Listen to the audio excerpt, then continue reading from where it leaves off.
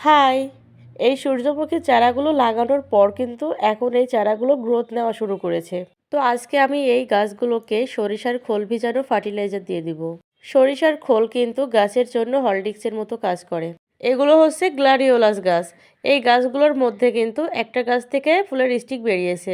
তো এখন যেহেতু এই গাছগুলো ফুল দেওয়ার সময় হয়ে গেছে, তাই এই গাছগুলোতেও আমি একটু সরিষার খোলের ফার্টিলাইজার দিয়ে দিচ্ছিলাম। আর এগুলো হচ্ছে ক্যালেন্ডুলা ফুলের চারা। এই চারাগুলো কিন্তু একদমই ছোট্ট রেণু চারা আমাকে গিফট করেছিল। তো দেখুন গ্রোথ মাশাল্লাহ খুবই সুন্দর হয়েছে, সাথে কলিও এসে গেছে।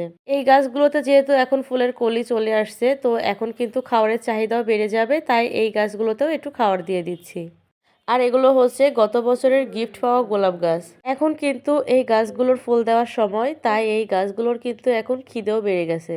তাই আমি প্রায় সব গাছগুলোতে এই সরিষার ফার্টিলাইজারটা দিয়ে দিচ্ছি। আর যে কোনো গাছে খাবার দেওয়ার আগে কিন্তু গাছের গোড়াটা একটু খুঁচিয়ে নিতে হয়। আমি সরিষার ফার্টিলাইজার দেবো বলে আগে থেকেই গোড়াগুলো সব খুঁচিয়ে নিয়েছিলাম। গোলাপ গাছগুলোতে একটু এক্সট্রা কেয়ার নেওয়া লাগে। আজকে সরিষার খোল ভিজানো পানি দিয়ে দিলাম, আর 1 সপ্তাহ পর কিন্তু আবার এনপিকে দিয়ে দিব।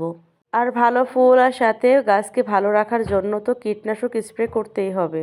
এটা হলো ডেজি ফুলের চারা। ডেজি ফুলের চারাটাও কিন্তু মাশাল্লাহ খুব সুন্দর গ্রোথ নিয়েছে, আর কলিও চলে আসছে। আর এই ডেজি ফুলের চারাগুলো কিন্তু আমি বীজ থেকে করেছিলাম। আর এগুলো হচ্ছে স্যালোসিয়াস চারা। এই চারাগুলোও কিন্তু আমি গিফট পেয়েছিলাম।